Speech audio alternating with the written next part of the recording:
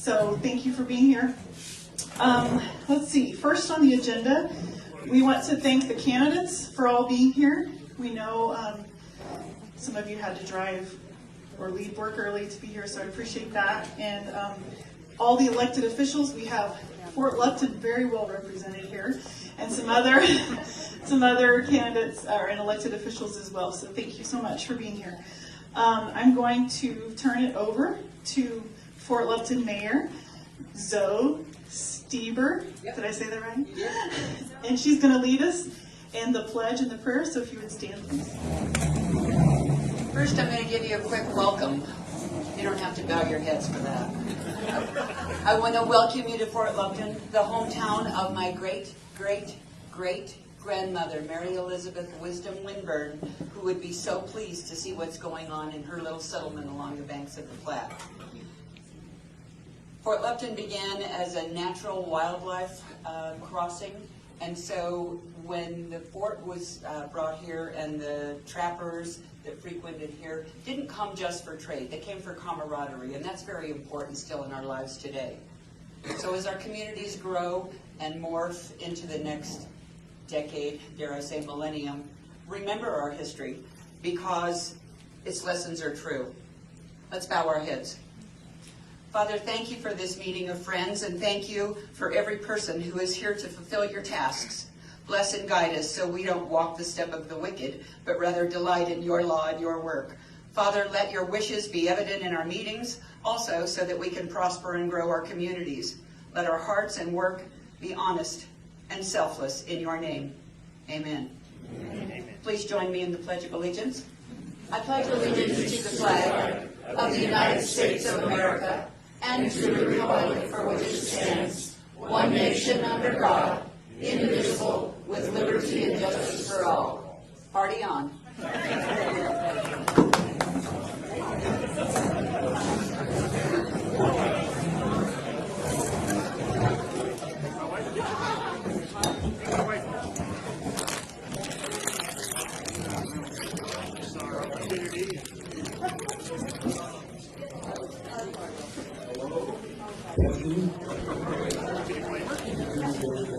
No. So they pulled Brady. They pulled them all. They keep alive. Can you hear me way out there? Okay, good enough. My name is Bill Jerky. I had to sit in the corner here because I wasn't a very good boy. So I sit back here in the corner and I need plenty for that. Here's that situation now. We're at the bar, that's it for you, sir. And how many years ahead of me did you graduate? One, I look at more like 11. Okay, anyway, we have an actual photo here. He did graduate, I remember that. Yeah. But he wasn't there to see me graduate because of so many more years. Hey, we got candidates tonight. I don't know why they're not up there. They need to send them to the group. Oh, it's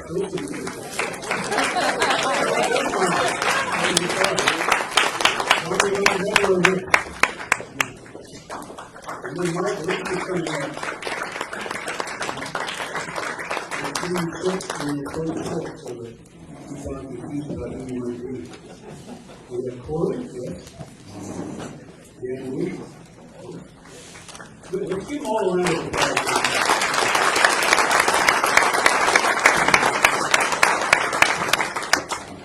Now, I should mention another way to get out other candidates for legislative seats. Which is just going to work for us is we have candidates for legislature up first, and then we have commission races with them after these folks are done. We had a few people bow out, kind of the last minute. Some of them have family issues, some of them have some travel issues, and some of them simply aren't here. So we don't know exactly why in all cases, but there are some people who cannot make it tonight. Rules. We need to have some rules that we do this way. So I worked up the rules, actually 10 of them. And so we already have rules. We have a 2-minute introduction per person. So each candidate will get 2 minutes. So that we're going to ask Laura to start to talk in a couple minutes. She'll go ahead and do the poetry for us. But then the next person will come down, and so on and so So nobody has to answer the questions first all the time. That would be much fun. So as soon as they do the introduction, when they get the question and answer, there'll be 1 minute answers. And then 1 minute closing the answer. So it'll be about a half a dozen questions, more or less, as we go through this process. I wanted to also mention to you who Fuel is. Fuel is not like Weld, it's a 501c4. We founded it about 7 or 8 years ago to support natural resources of all things. So we're really kind of a natural resource educational group that simply believes we're living the best days ever as human beings. And a lot of that has been building blocks of civilization. Hard rock money, the water that comes in these river bottoms, they continue to our roads, they continue to our buildings like we're in right now. Obviously, oil and gas, provided from oil, and the building is probably heated from natural gas. They make up a significant number of our members as well.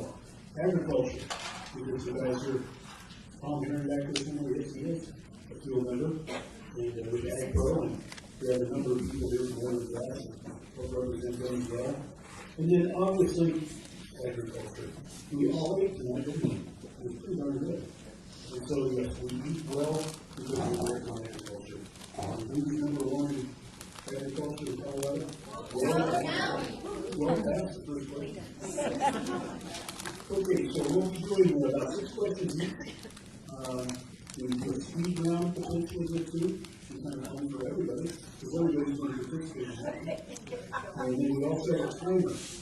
The timer for this one is the sheriff of Weld County.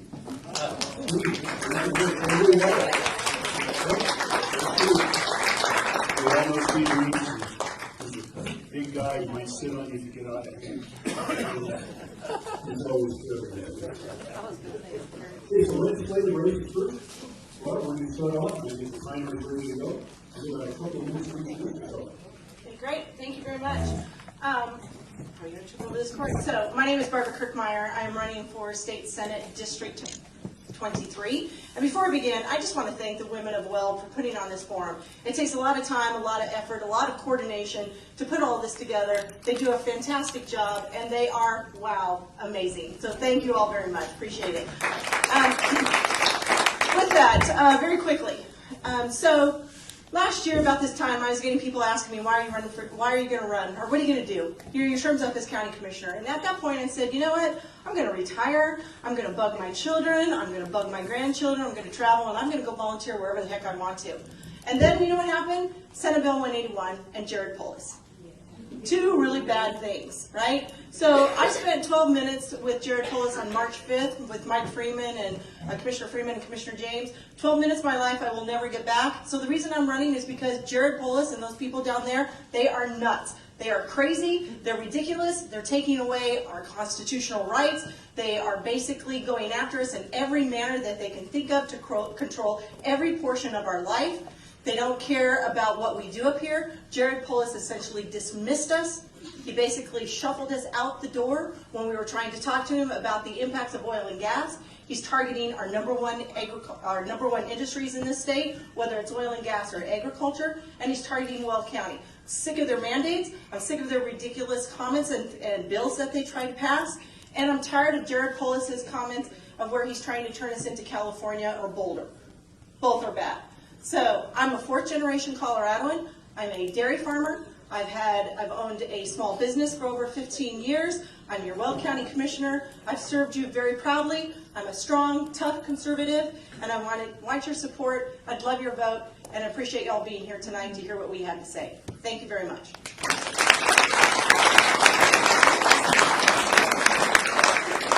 It was right at 2 minutes, right? Well, I appreciate you all coming here tonight, and also thank you, Al, for doing this. That's a common theme. That's what everybody wants to know about everybody sitting on this panel, and there's not a doubt that there's not a one of us that doesn't have the strong conservative values that would be part of a winning team. For me, my story is pretty simple. Weld County has a story, and that story involves farmers, involves ranchers, it involves businessmen and women, and families by the thousand that I've had the blessing to know for the 49 years that I spent living that story with them. I've learned a lot of things in my time here, I've learned that if you're born at 22 weeks and right at about 2 pounds, that you've got to cherish every second of your life. And that I feel a responsibility and a duty to spend the rest of my life helping children have the same opportunity that I did to thrive here in Weld County. And that's why from the fields of our farm to the halls of education to owning part of our family business to community service to the places of faith and even being a current elected official, there's very few aspects of Weld County that I haven't had the honor to experience, to learn from, and to be a part of. Because I know how fragile life is, and so I do more. And it's my dedication to the diversity that this county has, the unique needs, and of course the independence that we have, that I ask for your support and your vote tonight, so that we can continue to be a place where we thrive and where we love to live. So that we have a place where conservative values are honored, and so that we rally people to join me and to join you in the fight over freedom versus force.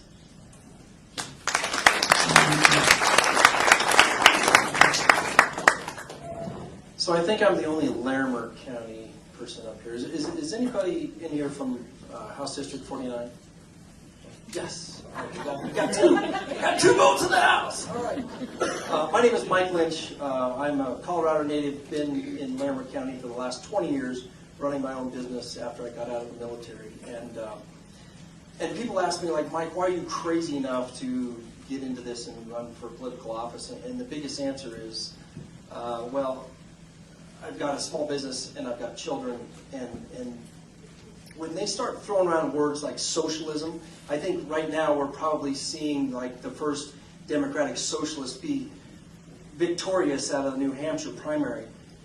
This is not a time, people, when we need to be sitting down going, there's nothing better for me to do with my Tuesday nights than to get active into this party, and that's why I'm here. I'm here because I'm really sick of people in our government that are not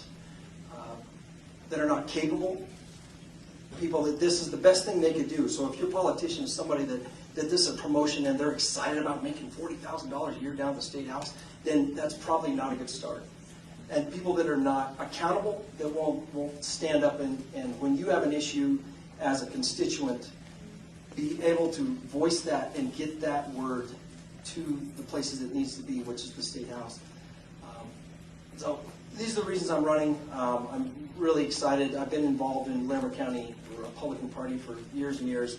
I took a break because I have young kids, and now I'm back in it. And we've really got to get us, not only the people here, but the people around us, activated, or we're going to see this country and this state go down the toilet really quick. So, thank you.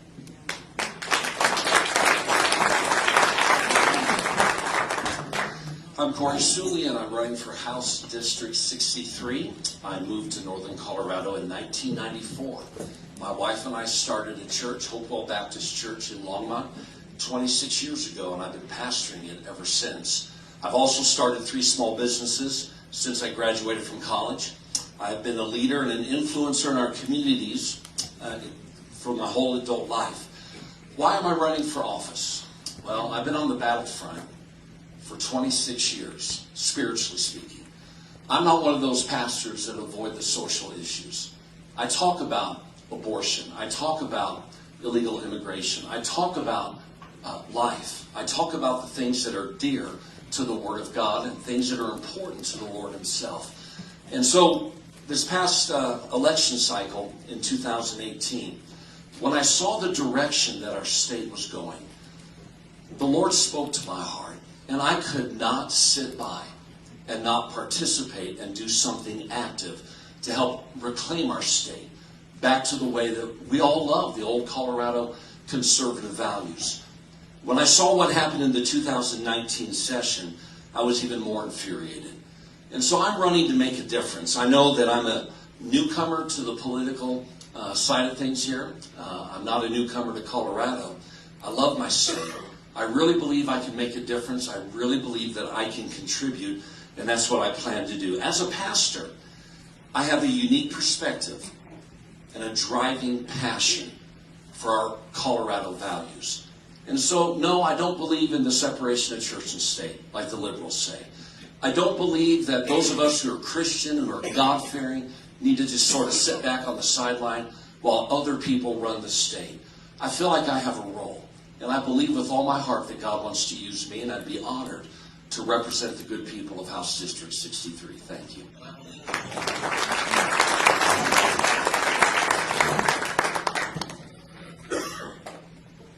Communism has crippled Colorado, and it is up to us to stop that.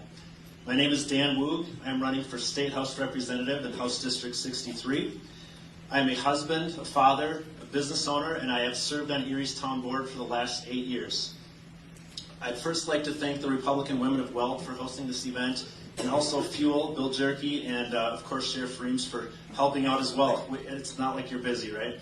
And more than anything, I want to thank all of you for being here, because the reality is you are in the minority. The fact that you are out here getting to know your candidates and taking part in this process is truly incredible. We do need more of that. I think we've mentioned that up here, so thank you very much. The town of Erie, it really is a microcosm of Denver.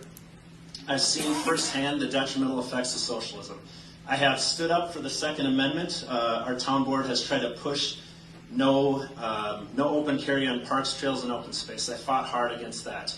I have certainly fought extremely hard for the oil and gas industry, and more importantly, all the employees that work in that industry. Because of that, my children have been ridiculed. My house has been vandalized. I've had golf balls with large screws drilled into them thrown at my house. My truck tires have been slashed. My office in Erie was also vandalized. I have been threatened with bodily harm, quite frankly. The left, as we know, they use these tactics to instill fear. And what they want is they wanted to stop me from running in Erie again. They wanted to stop any conservatives from running in Erie again. We see this at the national level as well, of course. Here I am, though. I'm ready and more willing than ever to take the lead for Weld County and House District 63. I'm ready to fight for your values and beliefs as we fight this onslaught of California socialism brought upon us by this governor. I will defend and fight for our Constitution, and I will fight for all of you. Thank you.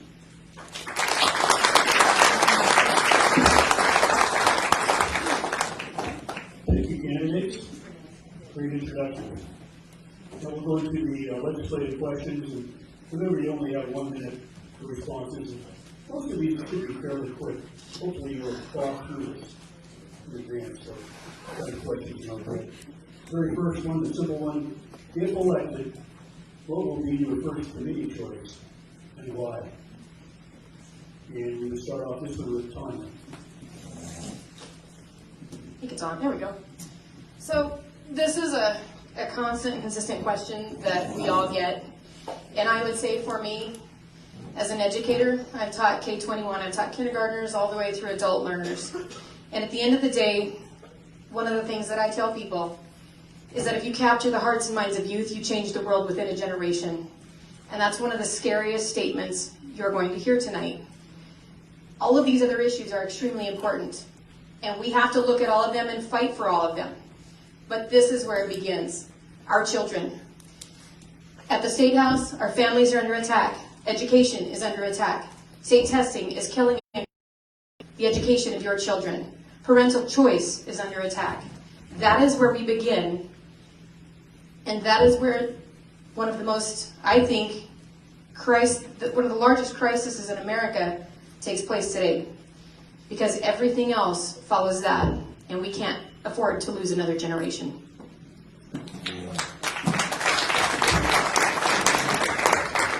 That's a great question, and I actually consulted with a guy that I talked to a lot on these things, a guy by the name of Bob Schaefer, and who actually only served when he was down there in the majority. So how do you fight this? I mean, we go down there, we beat our head against the wall. What do? Actually, I had some really smart advice, which was don't get on any committees. He said nobody's ever taken this advice, but here's the advice: don't get on any committee, because when you're down there and you're not stuck in a committee meeting dealing with an issue that happens to be not relevant or not important to you or your constituency, you can be a member of every committee. So I have kind of a goofy answer, which is I'm going to try to not be on any. But if there's one committee that I strive to be on down there, it's the Joint Budget Committee. There are 8 people in this state that determine where the money goes. And that'll be my goal, to get onto the Joint Budget Committee and determine where our tax dollars are really going. So that's my answer.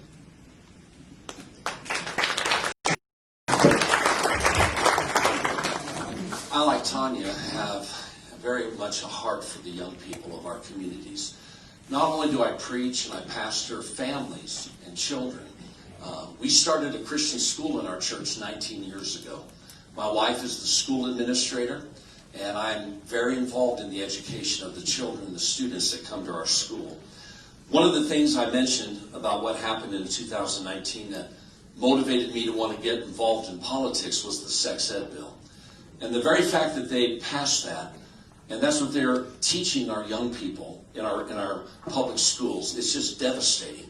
And I just don't believe that the young people that God has given to us to raise for Him deserve to be under that kind of influence. And so, Tanya, I think I would like to join you in that committee in education. Thank you.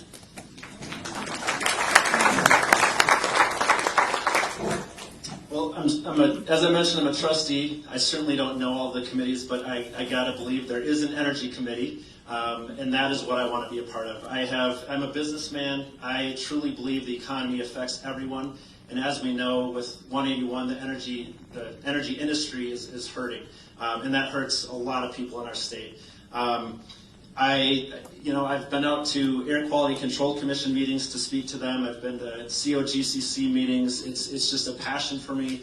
I believe so strongly that we need to do everything we can to use the resources we have to maintain our unbelievable economy. The fact that Polis is tanking the economy is unbelievable to me. But you know what? I do think that's going to hurt him. He has moved forward without the will of the people, and yeah, that's what I would join, and I would do everything I can to keep supporting the hundreds of thousands of people that are affected by this industry, if not the whole state.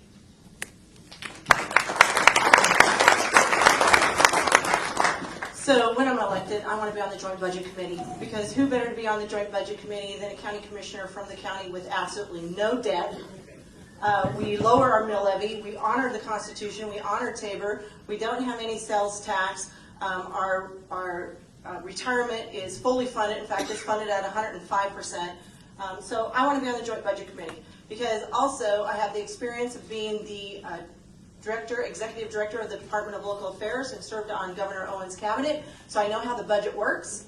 I've also affected the budget with regard to human services, because I do a lot in human services, so I've gone down. In fact, right now I'm working on a bill with Senator Moreno that will be a Joint Budget Committee bill that essentially works towards ensuring that counties don't get mandated further to have to provide our general fund money into human services. So, Joint Budget Committee. If I can't be on that, I want transportation and energy.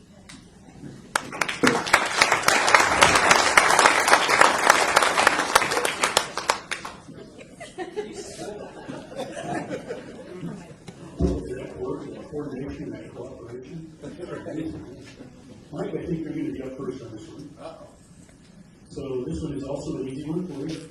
If elected, what will be the first bill that you want to carry, and why?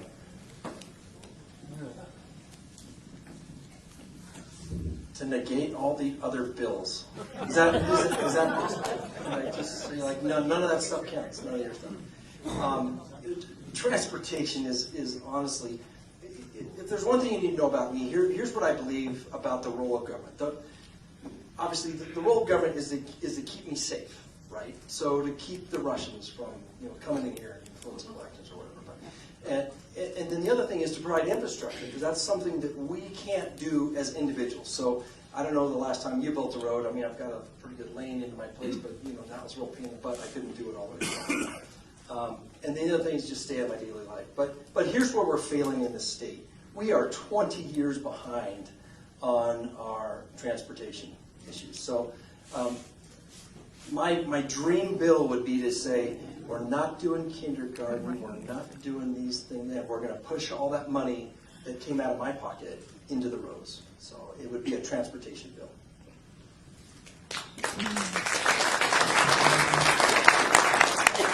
For me, the first bill that I would carry would be the constitutional carry for our state. The red flag bill that passed this past session was just unconstitutional. It takes away our freedoms, our rights, and the only thing that stops a bad person with a gun is a good person with a gun.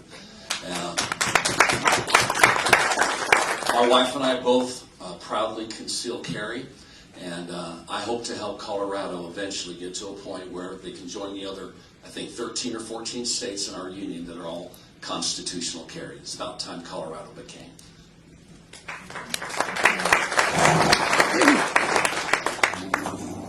I might start to sound like a broken record, but I would love to repeal a bill to repeal 181.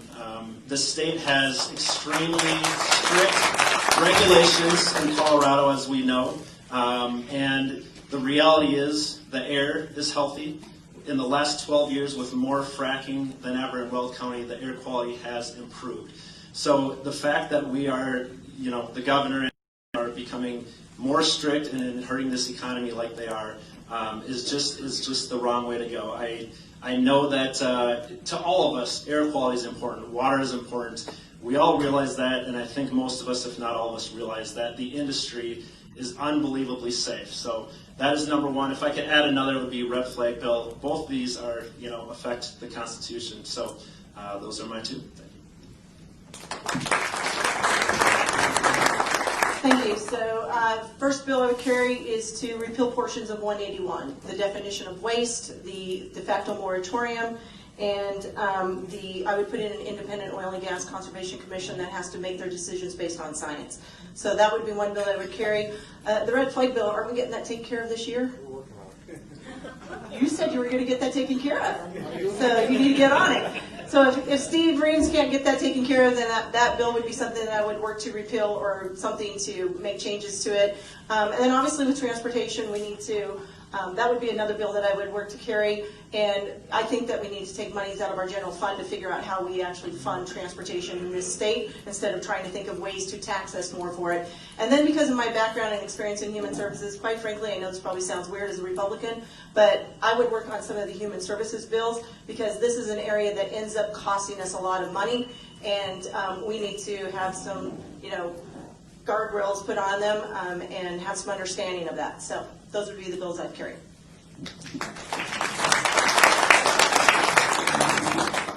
I think the question for me would be, based on the avalanche of bills that were passed in 2018 and 2019, I think the question is also what we kill is every bit as important as all the laws that we pass all day long.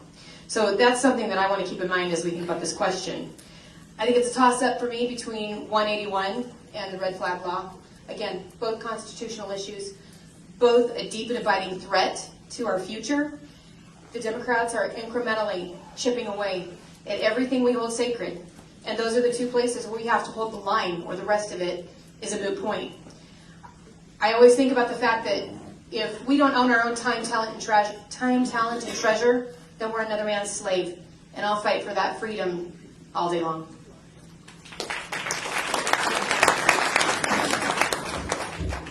Thank you. You're going to the third of the way through. We just warmed up. And now it's time for the tougher questions. Oh, man. Corey gets to go first on this one. Okay, so this is tough, because I've already heard a lot of language maybe the other way, so here we go. Are there issues that you think you can work with Democrats? And why? Or how? All right, well, I was thinking about that before I came over here today, and I feel like the biggest thing we need to do is we need to draw a line where we are unwilling to cross. We will not get everything back at once, but we must chip away to make progress. My observation of what's happened in our state is a lot of Republicans and conservatives have given in to the liberals way too much.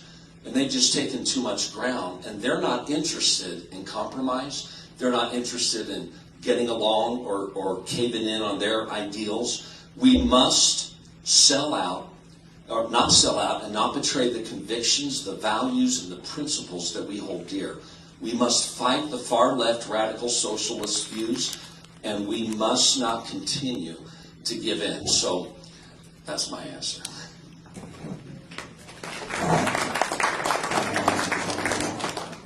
Yeah, obviously this is a difficult one because the reality is, are they willing to work with us? And I don't know if that's ever the case.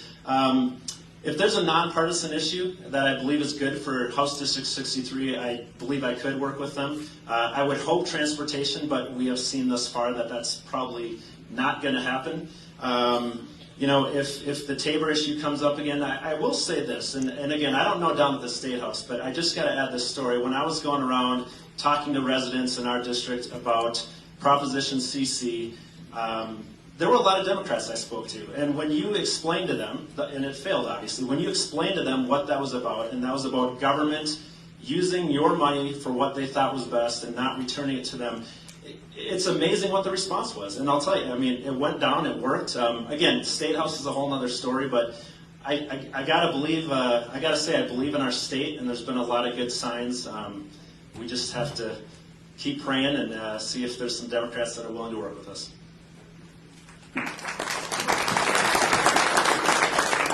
So I believe transportation would be the bill that I can work on with the Democrats, and I would use my experience in my working on the I-25 coalition and that I was instrumental in creating. In 2013, when we started that coalition, CDOT told us that we weren't going to be able to get any funding on it until sometime between 2060 and 2075. Totally unacceptable. The coalition is Republicans, it's Democrats, it may be unaffiliates, heck, I don't know. It's a business community, it's local governments, municipalities, and counties. And over the course of the last 6 years working together, working and pushing with CDOT, who right now is under a Democrat governor, we've been able to get close to $1 billion to expand and fix part of the problem on I-25. And the other bill is one that I'm working on right now with Representative Mary Young, who is a Democrat out of the Greeley area, and it has to do with behavioral health issues, and that the dollars that we invest in that they follow the child. And hopefully we'll be able to get that bill actually passed this year.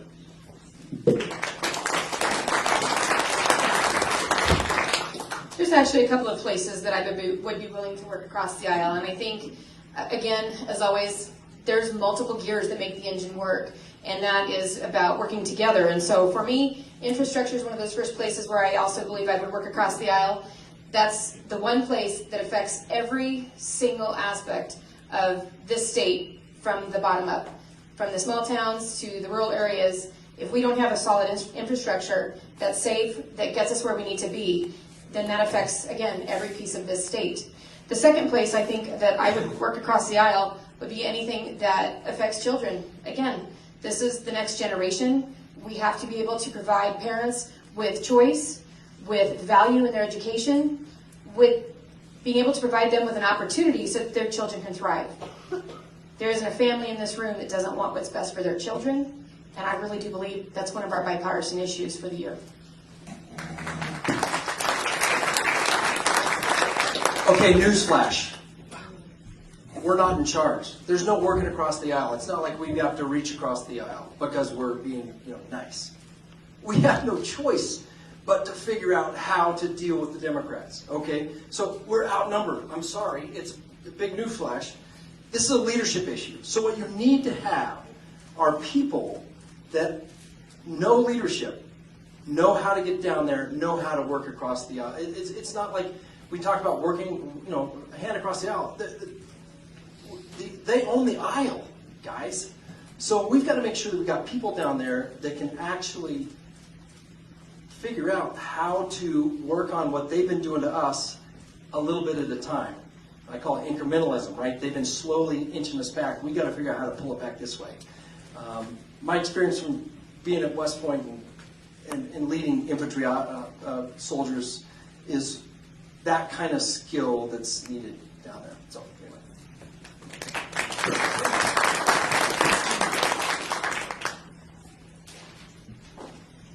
Let me answer for you. Okay, number 4, Colorado roads are less than perfect. What kind of ideas do you have for additional funding for roads? Well, again, this is it will be a challenge to see if we can get support from the other side of the aisle. We know transportation, or in my mind, it is one of the state's core missions and responsibilities. It definitely seems to get the least amount of attention. We need a viable transportation network. It's vital to supporting our state's job growth and economy. Yet the leadership is unwilling to help because of their pet projects. Our state legislators have got to learn to do what we all have to do as businesses and families, live within its means and prioritize spending. Tough decisions have to be made to divert existing state revenues to meet critical transportation needs. I support an all of the above transportation plan that invests in additional highway capacity, fixes bridges, and does an overall better job of maintaining our roads.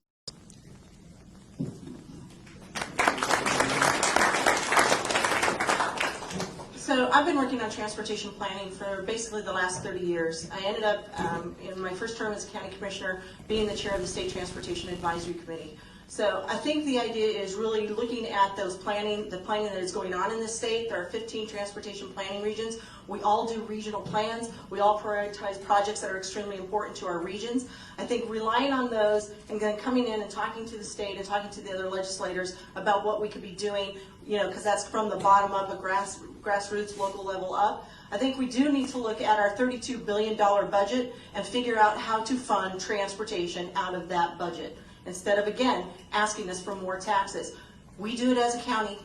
We fund our roads. We pay cash for them. We got Weld County Road 49 done. I don't understand why the state can't figure out how to prioritize transportation. It's a critical infrastructure for all of us. It's the foundation of our economy, and it also provides us a good quality of life. So we've got to figure it out. It's got to come out of the general fund first, and then we need to start looking at other things like bonding and other things that we could do with regard to transportation.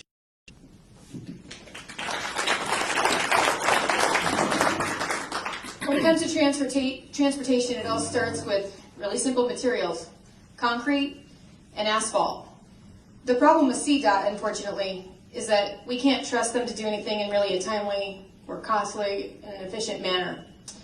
And the reason that we don't have what we need as an infrastructure is very simple. They want to retrain us, that we're supposed to be riding buses and trains, and we pay for that for the rest of the state. For the 3% of the state that uses that, we're supposed to be paying for that. And that's where that comes from. And so one of the simple solutions, I think, for this is we need to ensure that leadership is using their voices to take a critical look at the state budget, figure out what the needs are versus the wants, and ensure that that money is there for the infrastructure. We need to let those duly elected representatives have a greater say in earmarking those funds.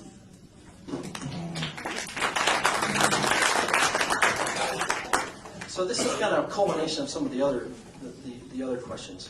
Let me back up. What are the things that I care about? I care about safety. I care about infrastructure and stay out of my life. And there's a leadership issue down there about what are we doing with this budget? There's not a budget shortfall. It's what are we spending the money on?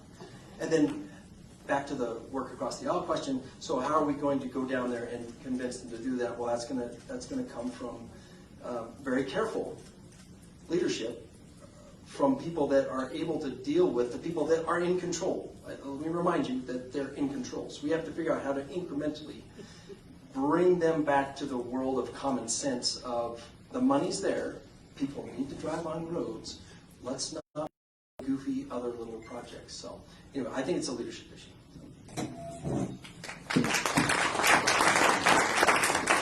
Well, I think I'm going to pretty much say most of what everybody else has already said. The state has a $32 billion budget to work with. We need to put together a functioning, balanced budget. And here's what I have observed from a distance, is that we need to start addressing the needs of the people before the wants of the politicians. And that's the biggest problem I see with the spending. This is a major need over all over our state, transportation and such. I have a plan to address roads and infrastructure. I'd like to budget money to focus on smaller roads in between the major highways in Metro Denver area. We'll spend less money and less time while giving people more options to travel. And I believe this will ease traffic congestions on major highways. So those are just some of the thoughts I have. Thank you.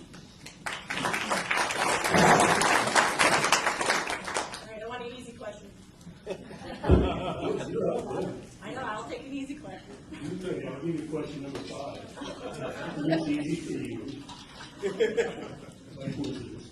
If the governor thwarts Weld County's assertion of local control for oil and gas, what remedy do you propose as the state governor? Yes, My name is put here. So the governor thwarts our local control. But you know what? That governor said in that 12-minute meeting that I had with him that it was not, 181 would not impact Weld County, and that we would still be able to do business as we wanted to do business. You know, and obviously he didn't know what he was talking about, because it does impact Weld County. So I don't believe that the governor will try to thwart local control. I don't think they understand local control. I don't think they understood what they were doing when they gave us 1041 powers. And so we took advantage of that as Weld County Commissioners to provide stability and certainty to the oil and gas industry in our county. So for them to try and thwart local control, it means they'll have to take local control away from Boulder County. And so, you know, like I told my friends in Broomfield County, of all places, I said, look, local control is extremely important because as a Weld County Commissioner, I don't think I should get to tell you what to do in Broomfield County. I don't think you should get to tell from Broomfield County, you should get to tell Boulder County what to do. And I, for God's sakes, don't think Boulder County should get to tell any of us what to do. So he's not going to take away our local control because he'll take away Boulder County's local control. Thank you.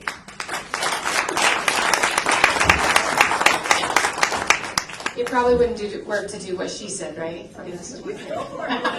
What she said. All right. No, I completely agree. This is a mixed bag of nuts, if you will. No pun intended. We have that local authority, and it's a topic. I tell you, it's a hot button issue. So there's several things at play here. We know that as a landowner, it's already been adjudicated. Your private property, again, your treasure is your treasure. And if we take that away, that's something that's already been adjudicated in court. So I would hope that every single landowner sues the state. That's one opportunity. That's one option. The other thing I would think, and I would hope, is every oil and gas company gets involved, and we rally just like we did with 181 to ensure that everybody knows what's at stake. So again, we raise our voices and we take that to the Capitol, and we make sure, like in Virginia, that they hear us loud and clear that they need to stop at that county line, and that's where we're going to keep them at. Okay, this is my opportunity to be a smart ass because I'm the Larimer County guy. This is your opportunity, guys. Wyoming's calling. So, I would say go with the succession to Wyoming.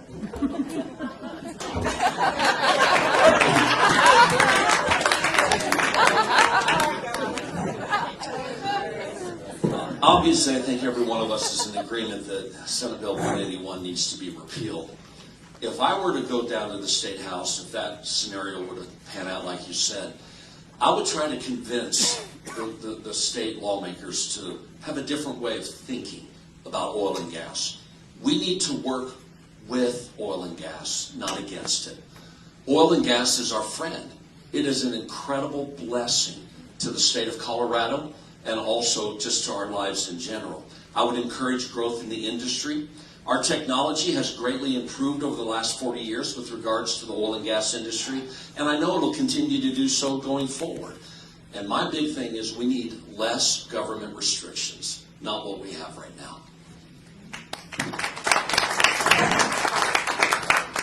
Well, number one, if they thwart it, I would continue to make my voice heard. I'll continue to fight for the industry and the employees in this industry.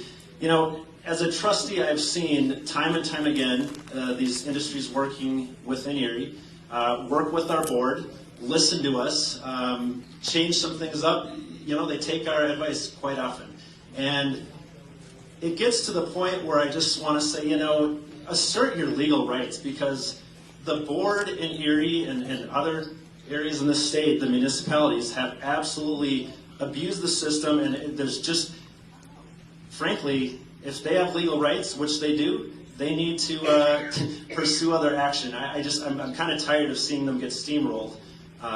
So I would be right there with them, fighting the good fight, and I would hope that they're ready and willing to take legal action and show the state what legal rights are about.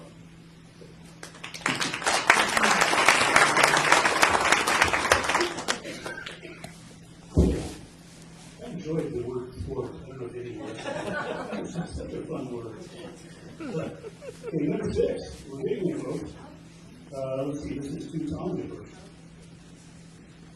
This one is glasses. Now, do you have any specific bill or budget ideas to help support Weld County agriculture? When it comes to budget ideas, the farm girl in me steps up. I grew up on a farm in Weld County, and I know what it means to be a hard worker, to work not just hard, but also work smart. And I know that water is the lifeblood of where we come from here in Weld County. Agriculture is Weld County is the 9th largest producer of economy for food in the nation. That's something that we can put a stamp on this place and own and possess. And so for me, this is about water storage and future water planning. That's critical for the future of our county, for drinking water, for development, but most importantly, for agriculture. Our hallmark, and that's something that we deeply need to protect, and that's what comes next.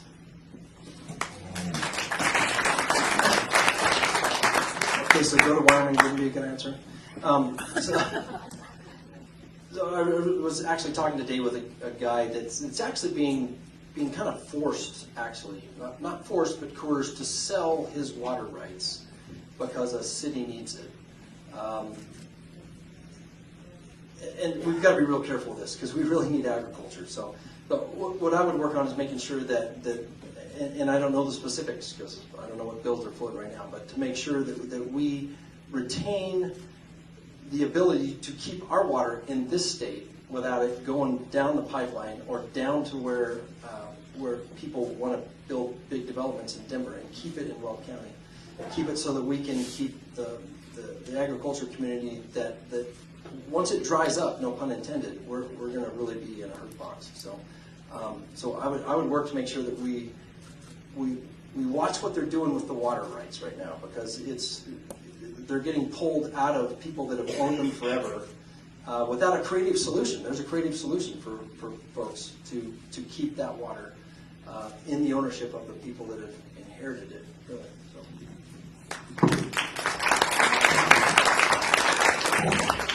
I go back to what I said earlier about the budget. To me, this is a brain problem.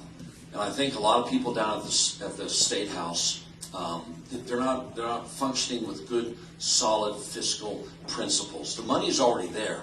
And we've got to understand this is a vital need, and we need to stop recklessly spending money on what politicians want and really look out for what is in the best interest and the needs of the people of the state of Colorado. So that's my approach to it. I think that would help greatly if they fix their brains.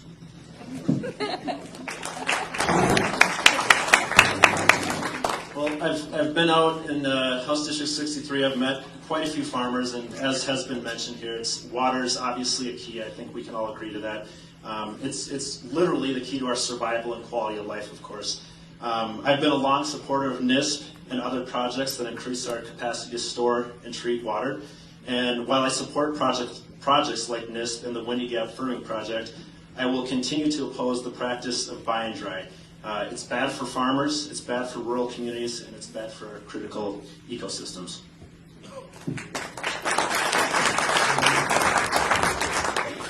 Well, I'm just going to be honest here. Not really. I don't really have any budget ideas that would support Weld County agriculture. That's a pretty difficult question, quite frankly, and thank God you didn't ask me that one to start with first, because I'm sitting here trying to go through the budget, and the budget for the Department of Agriculture is actually very small.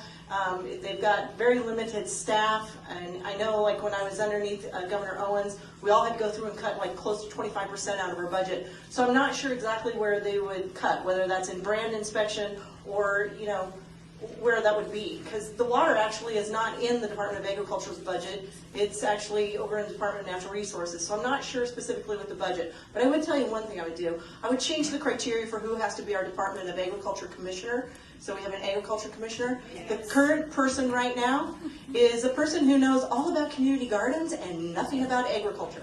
So I don't know if that's actually answering the budget question, but I think that would be a great improvement if we actually put in qualifications for the person who had to be the Commissioner of Agriculture.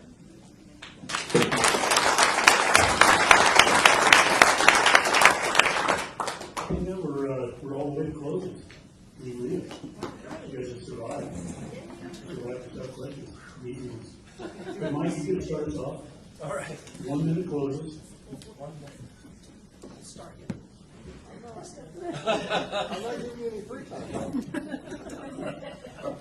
Thanks so much for putting this on. This is, I mean, we don't do this in Larimer County, so this is really, really great. So,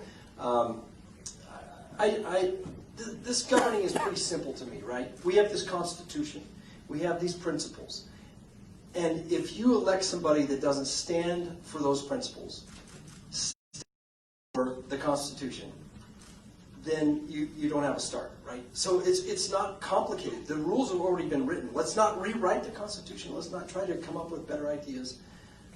They're pretty darn good, and I'm that guy. And I believe in limited government. I'm a capitalist. I'm a veteran. I'm a guy that went to West Point. I hate when people talk about resumes, but I know what it is to serve.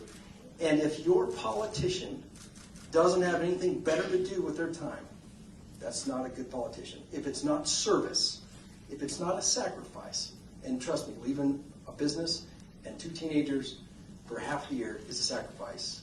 And I'm willing to make that for this state. Thank you.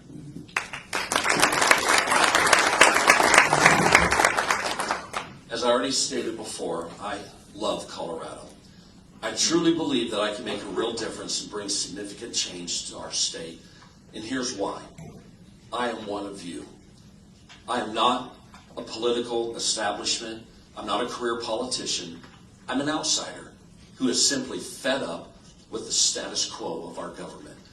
As I canvass neighborhoods in House District 63, I meet many who are frustrated and disillusioned with what is happening.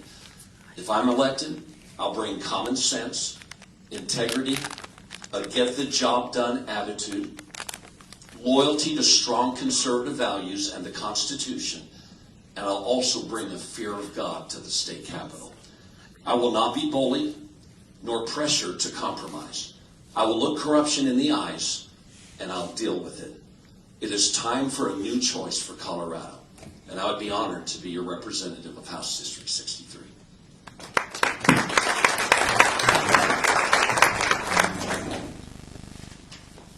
You have 3 candidates to choose from in House District 63.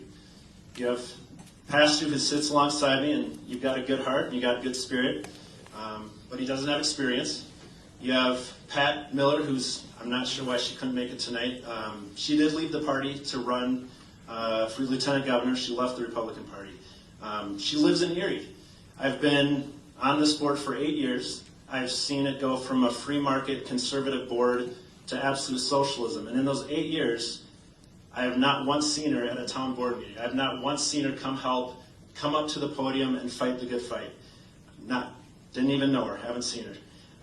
If she chooses not to fight at the local level, I don't think she can fight at the state level. I have been fighting socialism in Erie for the last 8 years. I have stood strong without wavering, and because of that, the left has tried to destroy me. What they don't understand is that they cannot destroy us. They cannot destroy our values and our belief. They cannot destroy the Constitution. They cannot destroy us because God is on our side, and we are on God's side. He will lead our party of freedom and free choice to victory. And tonight, I'm asking you to join me in this fight to take our state back. Please vote for Dan.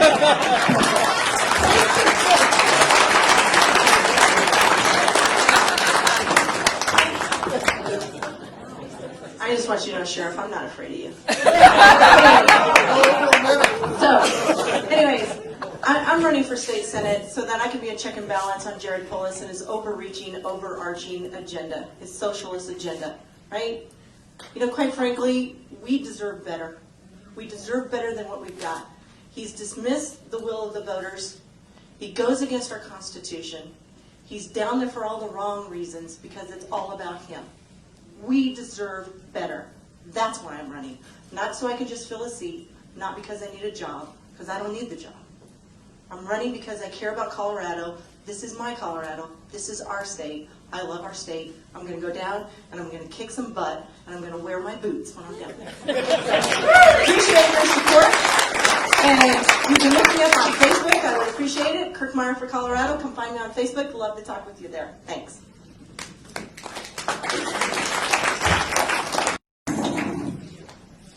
When I start talking to people about politics, well, I'm sure all of us are in this boat from time to time, they either roll their eyes and shut down, or they get engaged in that conversation and they become so fired up that that's all you talk about for the next 5 hours. For me, if you can't tell that I am so deeply proud of where I come from, then you haven't been paying attention. This is my home and you are my people. I also have a lot to do. I have a family. I have a career. I have community service.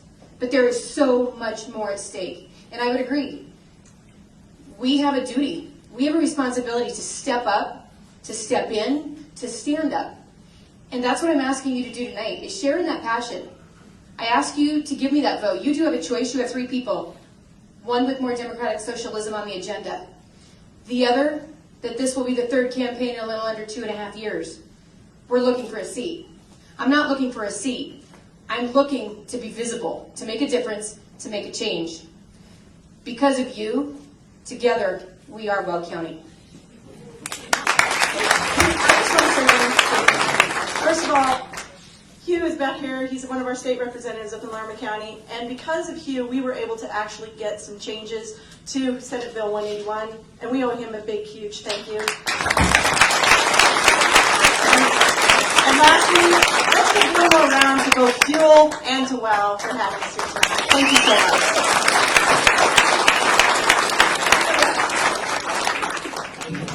Looks like you can't